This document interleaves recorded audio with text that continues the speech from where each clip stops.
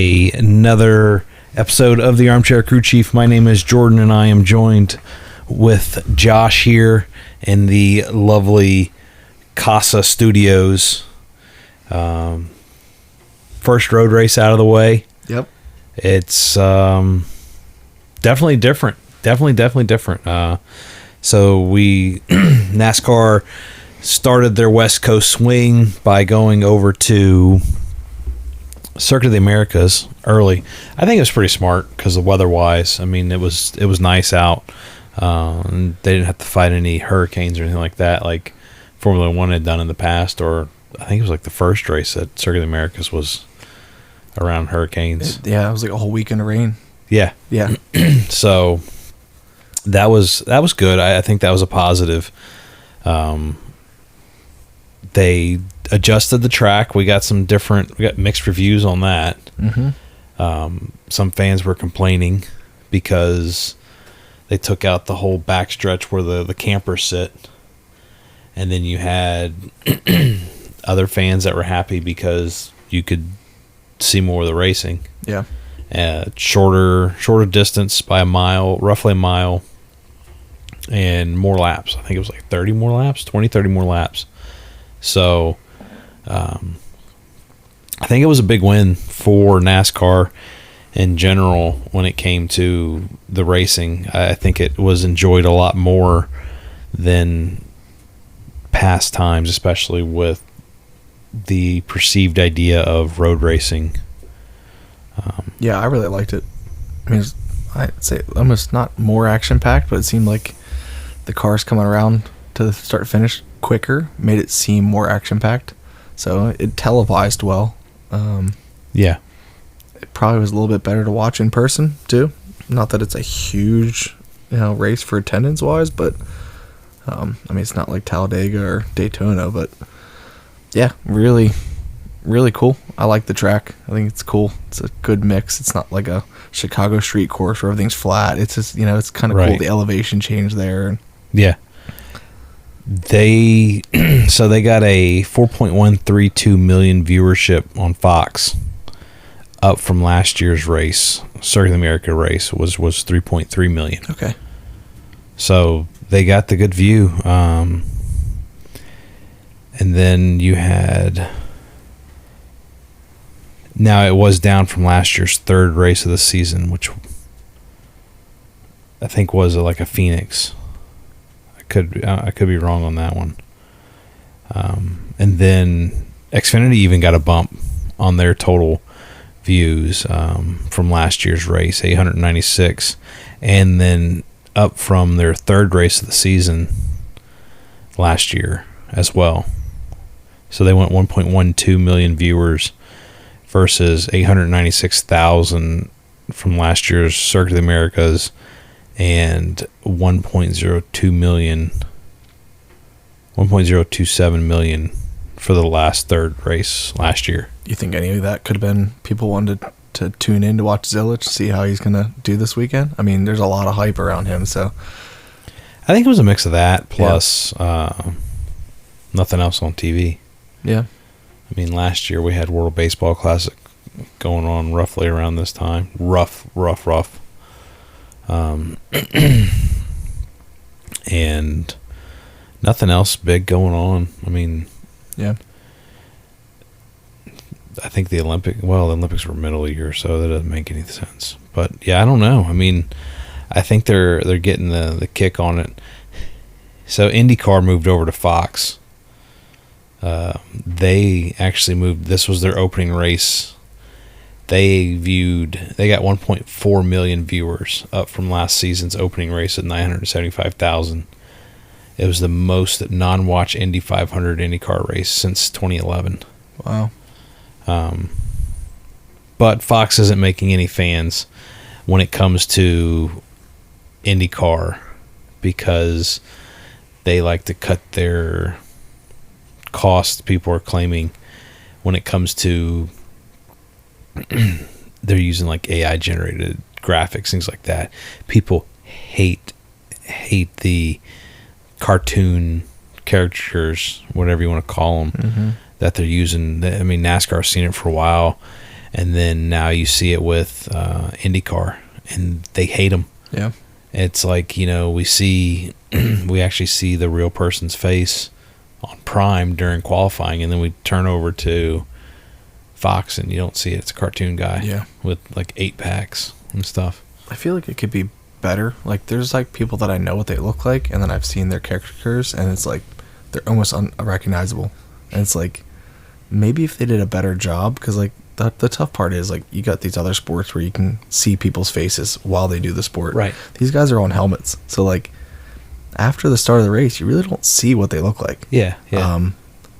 They need to do a better job of recognition. Well, I think that was an argument too. It's like, you're putting these cartoon things out, and new fans don't know they don't know what we look like. Yeah.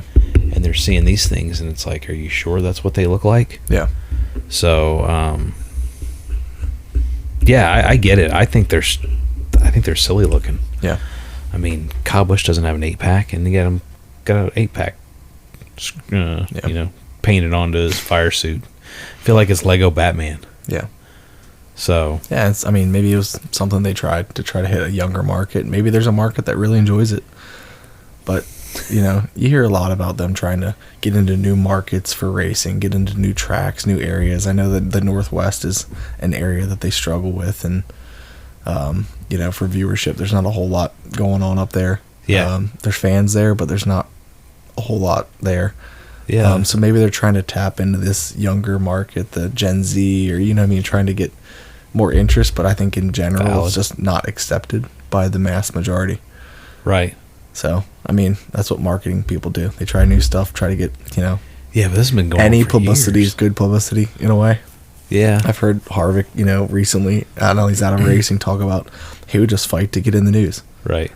Half of his stuff was just picking fights just to get on the news and be talked about. And now look at him. He's a commentator. If he didn't do any of that stuff and didn't have a controversial career, right, would he be as famous as he is now? Probably not. I could see the same thing with Kyle Busch. Yeah. The way he acted beforehand. Like, if you're not in the news, you're not making money. Yeah. And I think, they've simmered down because of their kids. Yeah. But at the same time, it's one of those things that it's like, you were a butthole back then. Yeah. But everybody talked about you, like you said. Tony Stewart, everyone's seen him throw a helmet at a car, Yeah. So it's like, if you're okay to bear the image, you're gonna get publicity. Right. Yeah, that's true. That's valid. Speaking of that, look at what Hocevar's been doing. Yeah. So I don't know. Are we going there? I don't know. I don't like him, so it's hard. But some of the Fox commentators are all about him. They love it. They love what he's doing. And it's like, I don't know. It's this new era of no respect racing, and right. Well, a lot of fans have been talking about it too, or I say fans. People on Facebook have brought up comments about this stuff, and I've replied back to them. It's like, it's one thing whenever you're hitting somebody, because they like to bring up Dale Senior. Mm-hmm. Oh, if he would have done this, or if Larson would have done this, it would be okay. Mm-hmm. It's like, yeah, but they also know not to hit somebody in the middle of a turn to spin them out, like Hocevar did. Yeah. So, it's like, it's the same arguments people use for politics. So, I feel like the persona you are outside of the race suit is also plays into what's acceptable. Like, Carson comes off a little arrogant to me, a little bit privileged. Like, I'm fast, so I can do whatever I want, and he doesn't really have that, like, the backbone there. Like, right. You've Ryan Preece go over and one-on-one him, it ain't gonna be pretty for Carson at all. He's gonna get knocked out. But there was a comment made by Fox, and it was like, they say they're gonna do something. They say they're gonna retaliate. He's like, they never do. They never do. And it's like, okay, like, it's kind of taunting, like, saying that everyone's scared. Yeah. Yeah, definitely. There's just so many factors. You got race team, you got owners, you got all these people down your back, Look at the penalties this last weekend for, Yeah, that affects the end of the year over one event. definitely. So it's so critical. Every point matters. So where guys can't get away from NASCAR to be able to do anything. Yeah. Yeah, I think you're right. I mean, and that even comes back to someone's got to be on NASCAR. And, I mean, this week, yesterday, they countersued 2311 in Front Row because if you have been living under a rock in the NASCAR realm, 2311 in Front Row did not like the way NASCAR handled the new charter agreement by giving them a last minute, you need to read this, and they didn't like it, so they sued and didn't sign it. And so now NASCAR came back and countersued, saying that they were hurting the image of the sport, something to that effect. And the lawyer for the two guys, because they teamed up with the same lawyer, he essentially came back and he's like, no, we're trying to do right by the sport. We want to see everything fair enough for everybody else. So it's an interesting. I don't think NASCAR is going to come out on top on this one. Yeah. Usually the one that does the countersuing is usually the one that gets dinged the most. Yeah. So. Yeah, the vibe I'm getting is it's not, the things I'm seeing, it's not good for NASCAR. It looks bad. Yeah. I enjoy the sport. I do watch it, but I'm not super in the depth of the weeds of everything. And right. To me, it comes off as NASCAR's in the wrong here. Yeah. And I think I represent a good majority of your casual fan. So if you know everything about everything, you might have a different opinion, but I'm your weekend watcher, and I enjoy it and keeping up with it. But to me, NASCAR looks like they're in the wrong here, and it's bad for them. Especially what's been coming out with how much money NASCAR made at the races versus what the teams get, and how much money the teams have to shell out for a car is crazy. Yeah. So it's hard for me because I've listened to, not so much recently, but I've listened to Dale's podcast, and how does a guy that could be recognized anywhere have a tough time getting into that sport? He's got money, right? And he has a tough time fielding a cup car. How does that seem right? Well, if you think about it too, 20 years ago we had a 42 car field all the time. Yeah. Before we had the charter system. Talk to some of the older generations, and they come out and said, you raced to get in. It wasn't you had a charter to hold, to carry you by. If Dale Sr. came out and he wrecked during practice and they couldn't get the car fixed, he didn't race Sunday. Yeah. And it hurt him in points. Yeah. And I think that's the idea, that some people want to see not the 38 car field or whatever, 40 car field. I don't even think it's 40 anymore. I think it's 38 unless you're running these bigger races. Yeah. And to have that out there, that it's not, Denny Hamlin or Austin Cindric, for example, they're not protected by a charter. Yeah. If they get stupid and wreck their car, then they're out of luck. Yeah. So. Yeah, it's an interesting debate. It's nice for the bigger teams that put all this money in to know that they can sell their sponsorship and know that car is going to be out there. Right. But from a competitive side, it's you shouldn't be guaranteed a spot just because.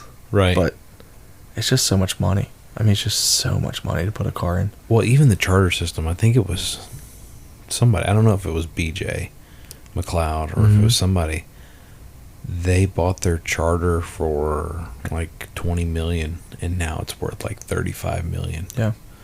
And it's it's an investment. Yeah. But it's a big investment, and a lot of these guys are scraping to make ends meet to get the team out there. Mm-hmm. I mean, and some of them have Truck Series teams and Xfinity Series teams, and then you got some of the Xfinity Series teams, especially Truck, not so much Xfinity, where it's everybody has dual purpose roles. It's they pull the people from the office at the shop who don't even work the shop in for racing. Yeah. You're almost getting into that big block modified idea, or the sprint cars down in grassroots level, is the way the trucks are going because they can't afford it, and then they're going against people that have cup level pit crews. It's like you can't compete with that. Yeah, right. So it's interesting. Big separation. I don't know what to make of it. So we'll see what happens with the NASCAR suits and countersuits and so on. I don't think we're anywhere near it being over with. No, I mean, my opinion, it's going to be between this season and next season till you get anything answered. I don't think they're going to have anything figured out before, the season's over. Yeah. So, yeah, moving on to this, coming back to this weekend. So trucks didn't run. We had Xfinity and we had Cup Series. I think Cup held their own this weekend. Xfinity was fun. I was impressed with Carson Quaffle and what he did, coming from the lower levels and up and running and hanging for the longest time with Zilisch. I think it was almost understood that Connor Zilisch was going to win the race. He's that road course ringer. Mm-hmm. He won his first Xfinity debut. That was Watkins Glen, if I remember correctly. It was either Watkins or Sonoma. I don't think it was Portland. And so, I mean, he came out. Austin Hill led a little bit. But yeah, it was different. You had a few more track limits being hit, I think, in the Xfinity. Cup Series was wild. Cup Series is always fun, though, whenever you see that first turn and how crazy they are. I mean, Chase Elliott got spun around by Chastain. Yeah. Right after that. I didn't love that. Like, he sent it. Yeah. Should he have done it? I would have waited. Maybe on a restart, like going into stage 3 or something, I could see. Start of the race, like that's how you want to start. Yeah. And that's where I go back to the cars are too durable. Mm-hmm. I'm not saying they should fall apart, but for Chastain to stay in the race after blowing Chase in the back like that, like, I feel like there should be some more damage. And then you get a few laps down, or a few laps after that, then the whole Ty Gibbs wanting to launch his car into outer space again, like he did at Bowman Gray, and this time he used his teammate. And I saw the in-car video, and it's like you could see the undercarriage of the car. And Denny was still on it. He was running 20-something or so for the race. Mm-hmm. So that goes back to your whole they're too durable. Yeah, that's nuts. That's ridiculous. Mm-hmm. You had a car literally almost monster truck crush you. Yeah, and you're still able to run the race until you got taken out later on. Yeah, but still, and I had a problem with last year. Was the bodies were so durable, but you even touched the wall with your wheel, and that lower link was done. Yeah, and it was like, and before they wouldn't let you work on it. Now you can carry parts. You did a lower link, you were out of the race. Yeah. You could barely touch a wall. You could just about blow a wheel off. Granted, there's penalties coming down the line, but you could almost break a lower link with a wheel coming off. Mm-hmm. It was like they seemed that weak. Yeah. But you're okay with Chastain blowing Elliott through a corner. It's like, it's kind of like okay, like I understand you want damage and you want stuff to happen, but you need to make the cars fall apart better. Support the carbon fiber less, especially on super speedways. Like, have some aero issues. If guys are bumping too hard, pushing too hard, have the bumpers get cracked up. Have them come apart a little bit. So the argument with that one is people want to lower the downforce, drop the spoiler on it, see what it handles, see how it handles. I could see that. It's a trade for horsepower. Get rid of traction somehow. Yeah, exactly. So yeah, Zilisch ended up winning the Xfinity race. More Josh Bilicki, Chris Wright issues going on. I know we jumped over into talking about Cup Series, but this might be something to look at later on. So Chris Wright came out and claimed to Bilicki on X got loose and you finished me off. And he's like, Blicky came back and said, yeah, right. I was watching you and you took us out. And pretty much he was given, it's like, I'm going to give you the benefit of the doubt, but now I'm seeing how you really race. You need to get back into IMSA. Yeah. I'm like, that's pretty wild. I think this might make for some good, grab some popcorn and watch this one possibly. There you go. Because, but that's what the sport needs, I think. Something. You need some kind of something like controversy. This. Yeah. Storylines. Sure. Yeah, so that was the big thing I think that came out of it. And I didn't even pay attention to that until I saw it a day later, 2 days later when people were talking about it. It's like, okay, man, Chris Wright, rattling cages once again. Going back to the Cup Series, I was very impressed with the pole sitter, or not so much Reddick as per se, but who was sitting number 2 with Bubba Wallace. So you had 2311 sitting 1-2. Yeah. And that surprised me. I wouldn't have expected that. No. I would have figured SVG would have been up there. I think he was like 5th or 6th in qualifying. Mm-hmm. He held his own. Surprised he didn't win the race. It's one of those things. And you heard him talk about it on the TV. They're like, oh, well, his strategy didn't pay out. He took tire or something. Yeah. But he almost drove through it. He got caught up, and I think he used his stuff up too much. Yeah. Kyle Busch impressed, leading a lot of laps and running. And I was just waiting for something to explode there with Christopher Bell right behind him from what happened last year where he got into Christopher Bell's face. Yeah. But nothing happened, and he just used up his stuff and got moved out of the way. Just a couple laps too short.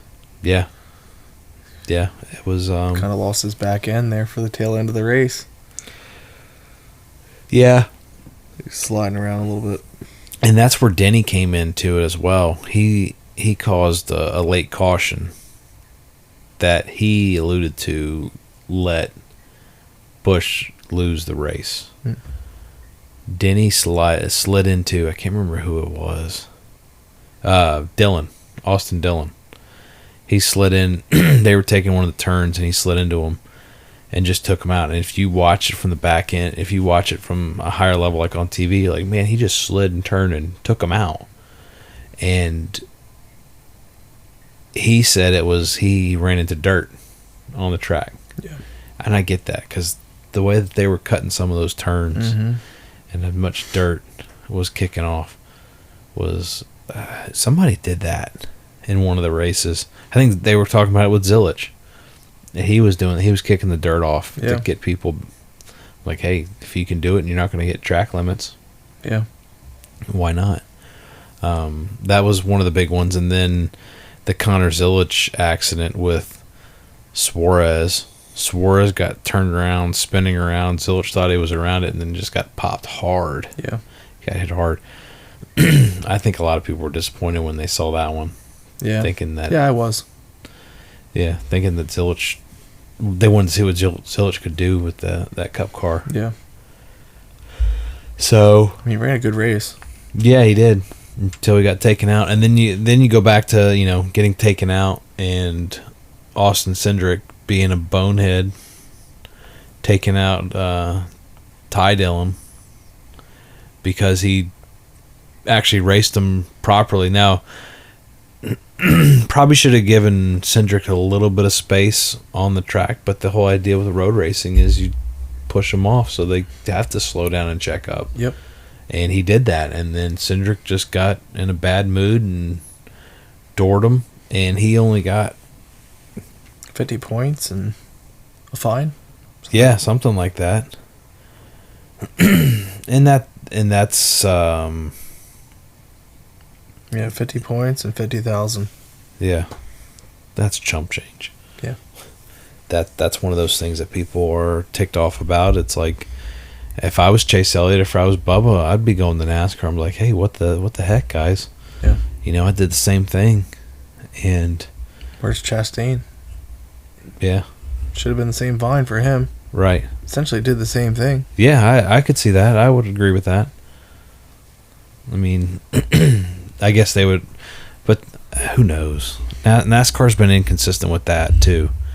So, they suspend last year and the year before Elliott and Bubba, but then Cindric does it on a road course, not on an oval, and they're like, "Oh, it's okay, slap on the wrist." Yeah, speeds are lower.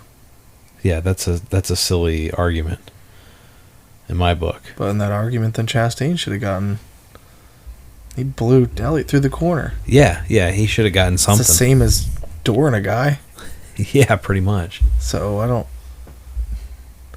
It's. I don't know. I think it, but that's also to be expected on turn one. So maybe that's what it was. I don't know. It's you're all coming into the really tight, almost hairpin like turn. Yeah. I mean, somebody just smashed the freedom pedal a little too hard and sent it in. Yeah.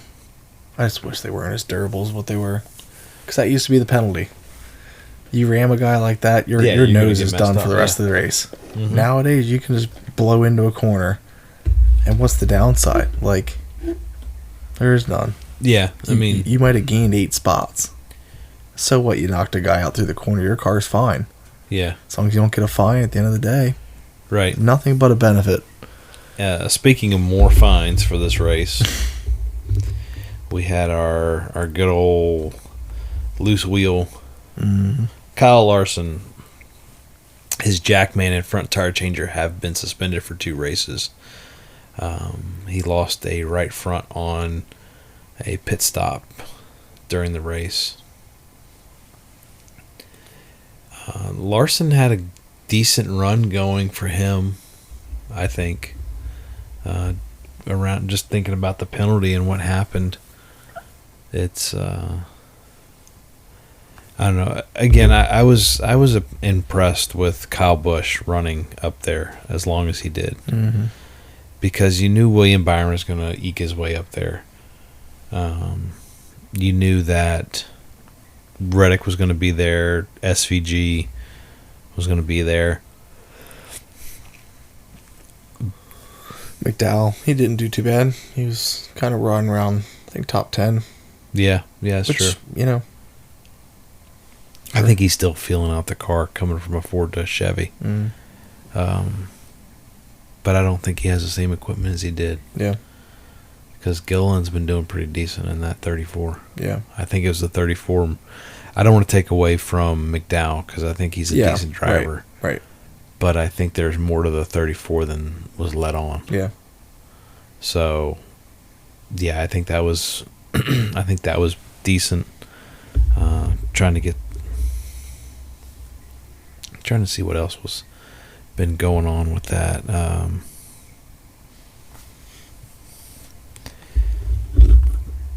wasn't a ton of cautions except for the few that we talked about. Which I'm glad. I liked how they kind of held their finger on, I kind of forget what previous races were like, but this one flowed because of someone spun out. But unless they sat, they didn't touch it. Which I think is smart. Corrected, let it roll. Mm-hmm. We talked about that last week where it's great. Let's keep it rolling. Yeah, exactly. Yeah, I liked that. I did like that this year. Yeah, we had that is the qualifying. Where's the trying to find the race results here. Here we go. Seabell, Byron was second, Reddick third. That netted me $3.28 on a $1 bet. Wow. I lost it with SVG. Off to the dollar menu. Let's go. Yeah, exactly. Elliott came back and drove through the field after that Chastain incident. And that's where the counter argument for durability is you can get plowed and still be all right. He had zero fault, in my opinion, in that whole scenario. Well, I thought it was interesting. His radio, he came out and said, he's like, we need to pay him back, but hey, guys, can you make sure I didn't do anything stupid beforehand? Yeah. And, I mean, that was pretty smart. Yeah, the cautions we had. They caused a caution for that one. Lap 1, Chastain, Elliott, Denny, Ty Gibbs, Zilisch, and Gilliland. Then the next one was the Cindric Dillon incident. Suarez and Zilisch getting taken out. That was the other caution. So those were incidents, excuse me. The first caution not for stage in was the Zilisch Suarez incident in 19. And then you had we only had four caution sets, and 2 of them were stage ends. Yeah. The other one was Austin Dillon, Denny Hamlin in turn 6A when Denny ran into dirt and couldn't stop. He put a good analogy on that. He said it was like racing on dirt is like ice, trying to stop on ice. Yeah. I mean, there's no tread on those cars. Right. And they set a positive for the tire compound that it actually lasted pretty decent. Mm-hmm. So, maybe Goodyear can keep this and keep rolling. We're in for a question mark, I think, coming up this weekend at Phoenix. I think it's Phoenix that we're there, not Vegas. They're bringing 2 compounds again. Yeah. I don't know how I like that. It adds another storyline into strategy.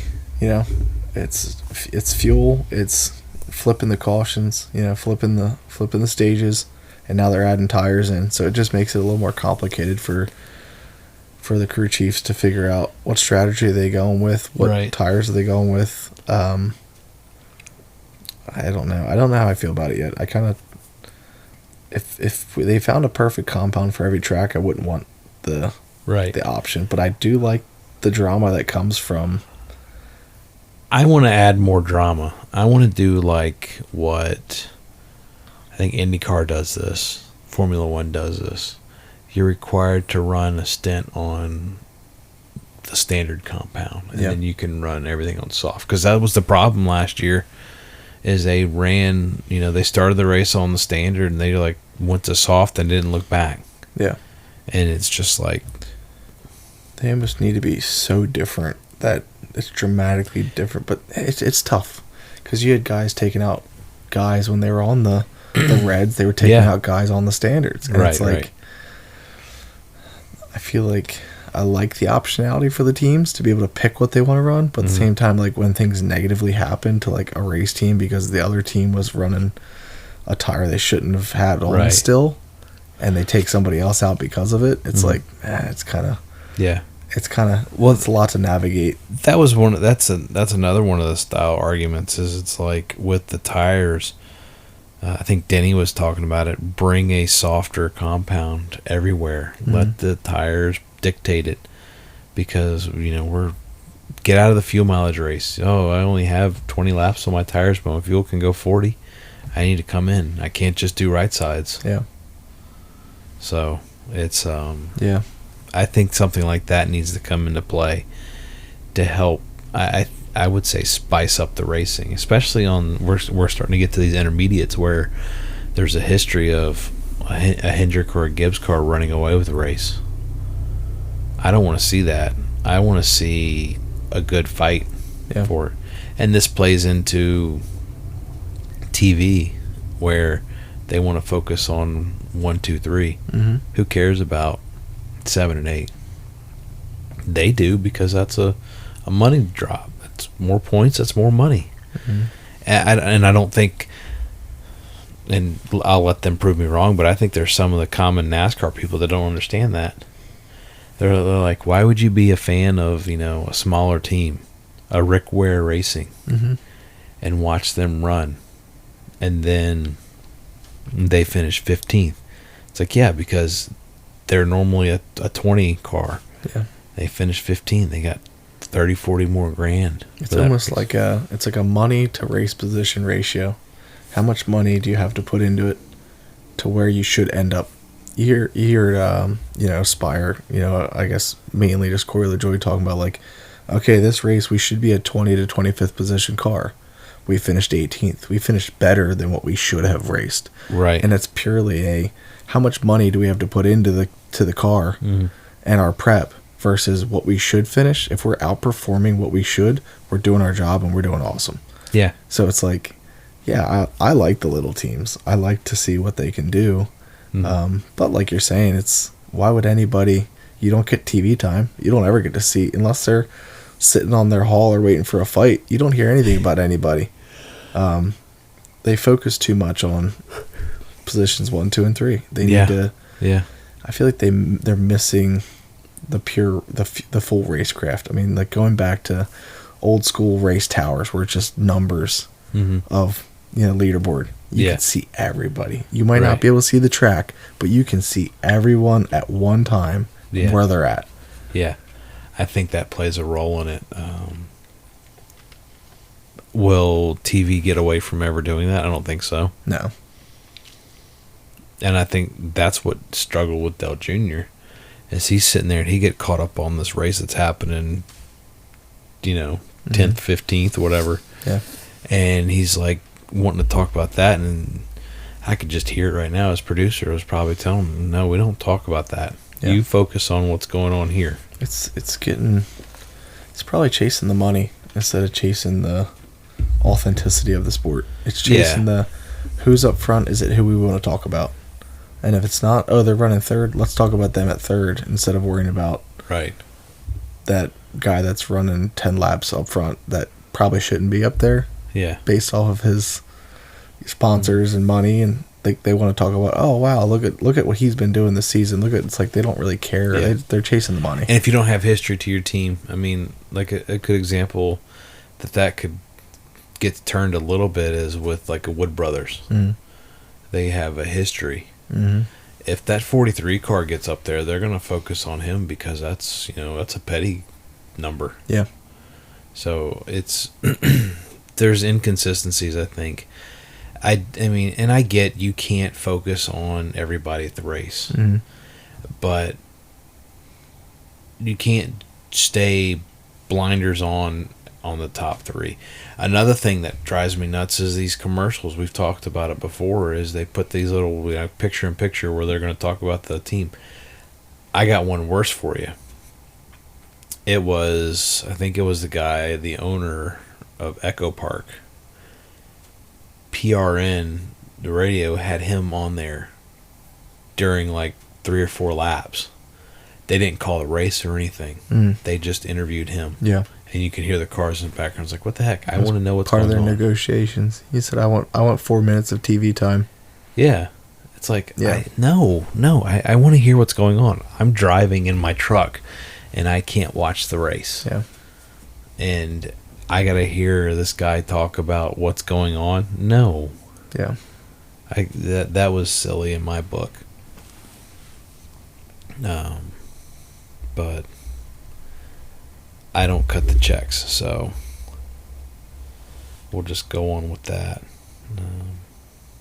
I hope that the races are more the road course races are more entertaining, like this one was, because we have 4 more of them. Yeah, 5 more of them, if you want to include the love child of the Roval in there. Yeah, I'm not a fan of the Roval. I never have been. No, I lost the fan of the Roval.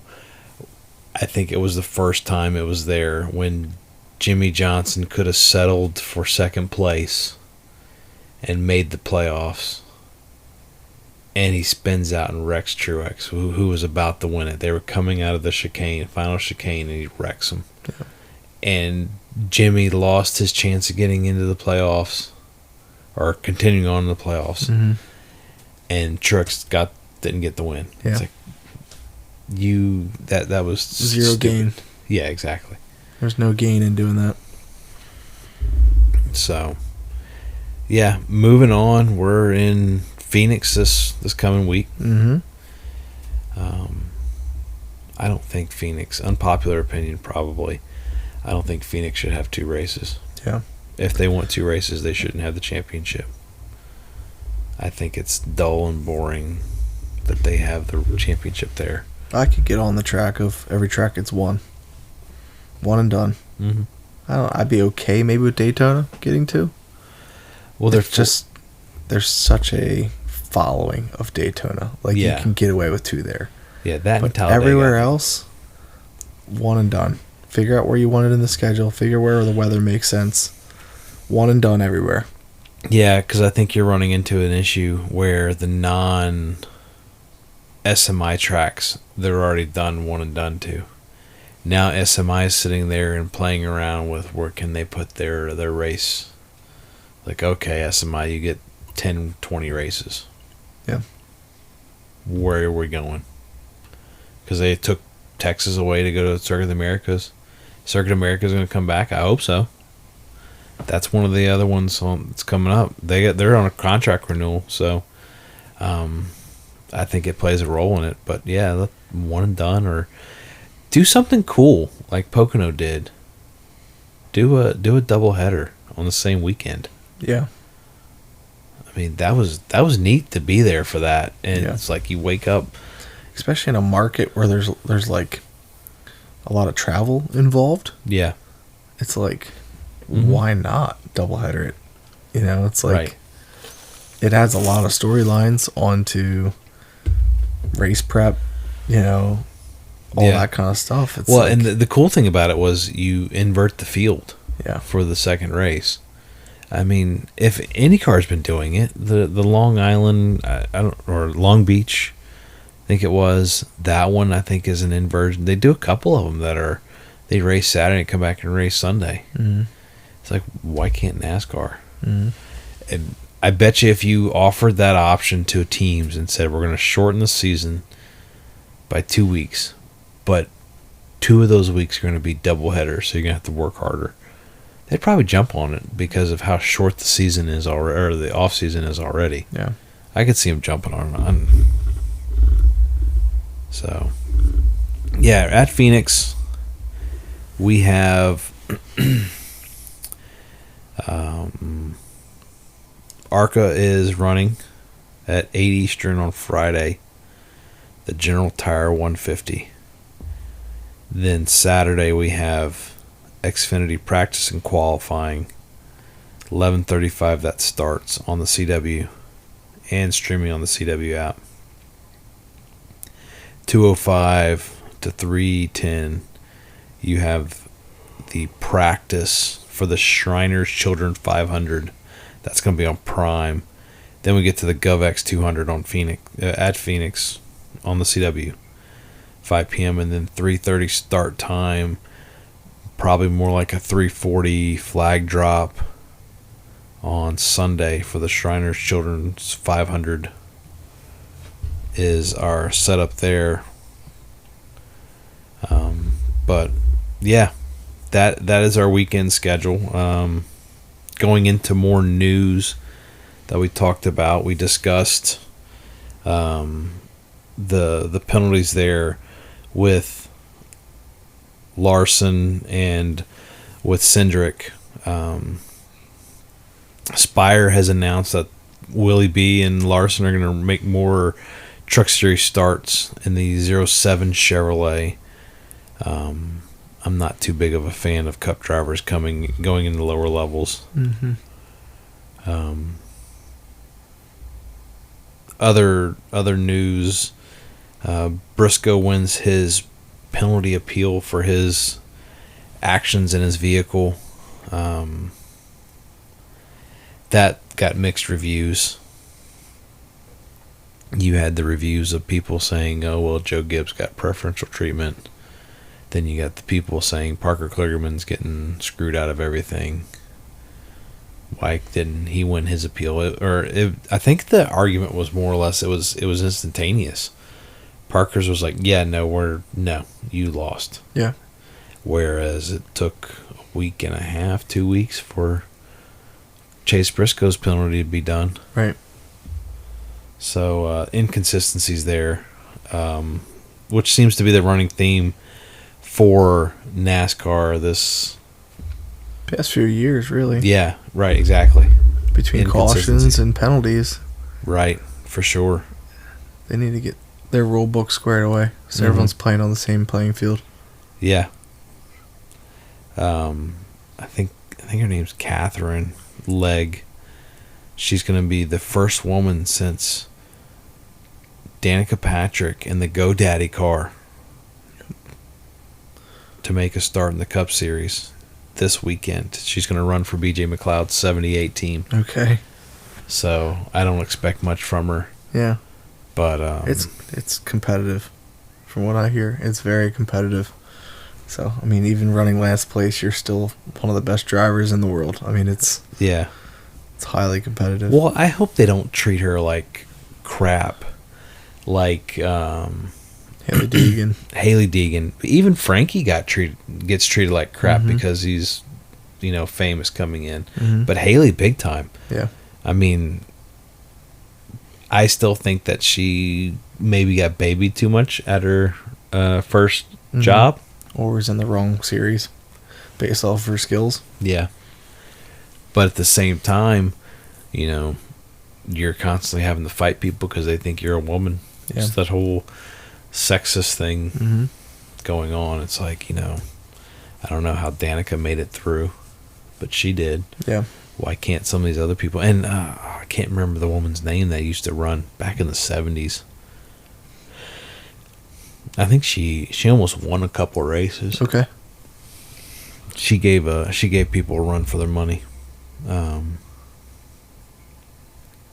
But then, fun tidbit of information: Josh Berry, Cole Custer, Ty Gibbs, Cody Ware have competed in all 3 Cup Series events, and they're still behind Jimmy Johnson in points. 7-time champ. Yeah. Now 7-time cheater. His points don't count towards a championship, but I think that's still an interesting stat to think about, that he's sitting there more points than they are. So that's pretty wild. And then lastly, before we get into our potential winners and losers, we have a Cup paint scheme of the week. Yeah. So. Yeah, for me, Cole Custer, the Andy's Custard car. Good old Andy's Custard. Pretty neat. Play on words is kind of fun too. Custard and custard. Yeah. That's just fun. I just like the colors of the car. I like bright colors. I like the blue, the yellow, and the some red in numbers. there. I like some class to the numbers. I don't like it just being mailbox letter. I want it right. I like a design. I like it looking cool. Yeah, Andy's does some good stuff. They run with Dillon too, Austin Dillon. Some. It's still not cool because it's stinking Custer running it. So, I think that's something fun to watch for moving forward. I'm hoping to get started as a spin-off of the podcast the next week or two, if something calms down or I don't forget. We'll have some paint scheme reviews coming in. Hopefully, we'll see. But yeah, we'll put that. But let's get into our picks for this weekend. We're going to Phoenix. Phoenix is a strong Chevy. I think more Chevy than anybody else. But who are you thinking? I think you're going to have Busch. He's going to be up contending with the way that he's been running. Right. I think he's going to be a contender.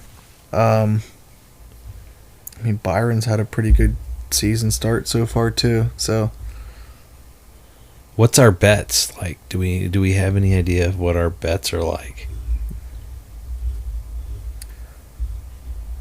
Let's see. As we're looking that up, NASCAR odds 20-25.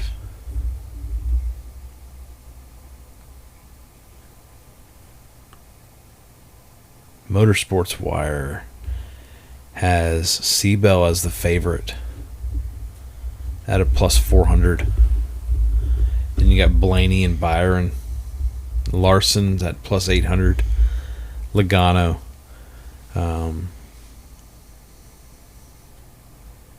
going to Kyle Busch at plus 3,000. He may be a good time to put some money down. Put your FanDuel extra dollar cash you get for depositing on him. I mean, they have Chastain, and these are odds from BetMGM, since everything's all about gambling nowadays. I think it's kind of interesting to look at. I saw a stat too, since we're looking at gambling. Out of the first few races, I don't remember what the number was on the beginning of the races, the person that won multiple races in that time period went on to make the championship four every time. Yeah. I mean, this includes Truex when he won the two races, to Larson, to Byron, and now it's Bell. I think we'll see what happens this week. I think that this will be a good. We'll see how everybody else's equipment's like, because we had 2 super speedway races and then a road course. I don't think you can gauge a team's equipment advantage, disadvantage on those style races without having a mile and a half, an intermediate track in there. Yeah. I mean, short tracks are kind of a crapshoot, just like super speedways, if you ask me. But both ends. Yeah. Big track, little track. Yeah. You want big wreck, little wreck. So, but looking at stats, Blaney's done really well here. Mm-hmm. Top 10 in the last 9 Phoenix races. Top 5 in the last 7 Phoenix races. So he should end up top 10. If he doesn't get Hosevard. Yeah, if he doesn't get 77'd out. Yeah, I like your pick with Busch this weekend. He's hot right now. I mean, he's a mental driver to me. So when he's mentally in, he can do some incredible things behind the wheel. Yeah. And last season I think he was so checked out. He just wasn't. He needed a restart. He needed a season break to break that mold, because it was just not. It was not a good year. I think it hurt him with that fast start 2 years ago with RCR. Yeah.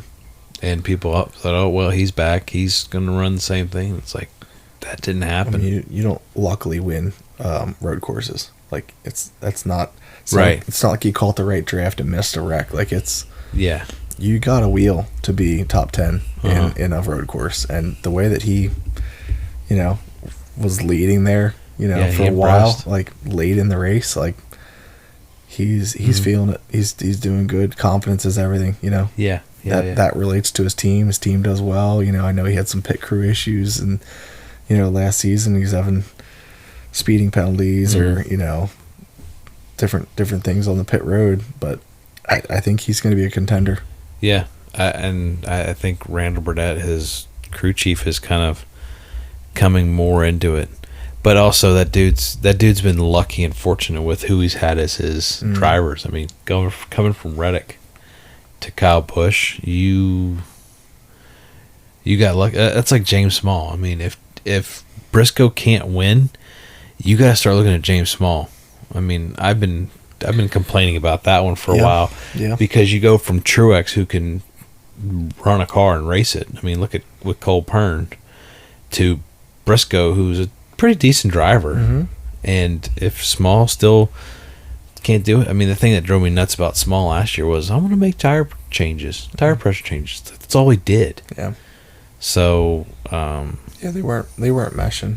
They weren't meshing as a team. And poo-poo on Joe Gibbs Racing for keeping that duo together. I think if you wouldn't have had Small there and you would have had somebody else, Truex probably would have still been running this year. Yeah. I probably guarantee it. Yeah. It's hard to leave after how his season went. It's hard to walk out. I mean, everyone wants to walk out on top, of course, but it just was a bad couple of years there. Yeah. And nothing went his way. Right. And you can hear it. So, yeah, it kind of has that feeling like he got out too late with the way his results were. Mm-hmm. You know what I mean? Like, look back at like Pixar cars where it's like these new cars were coming in and Lightning was kind of getting pushed out. Right. Of course, he came back and was competitive, but like it was almost like he hung around too long and got pushed down for a couple years and then left the sport. And it was like, could things have been different with a different crew chief? And I wish we would have more people talk as announcers and on the race. Like Harvick's good because he ran this car. Boyer's getting to the point where he's starting to get obnoxious and annoying because he's not getting what he wants to show, not replayed properly. And Harvick's still got his 2 cents because he used to drive these cars, and we're out of that realm with Boyer. Mm-hmm. He hasn't run any of these cars. He ran the car before that. Yeah. I didn't mind Boyer last year, and he's just been on my nerve this year. I check out when he starts talking. I just don't. I think it's that idea of I think he heard people liked his little like butting heads with Harvick. Yeah. And so now he goes a little too much. Yeah. I don't know. Yeah. I mean, we're talking about a Midwest kid, that guy that, I mean, he stinking likes the Kansas City Chiefs. That's enough said there. Yeah. So, anyway, we will wrap this up. We have Phoenix again this weekend, and we will catch you guys on the back end of that. See who comes out and wins. If it's Kyle Busch and you put money on it, we would like 10%. But at the same time, hopefully it's an enjoyable race and it's not somebody running away with it like it has been in the past. Yeah. With a Larson or a Byron running it. Those are the ones I tend to check out on. Yeah. So at least Harvick's not running. Yeah. So anyway, cool. We'll catch you guys on the back end, and hope you guys have a great weekend. And see you then. See you next week.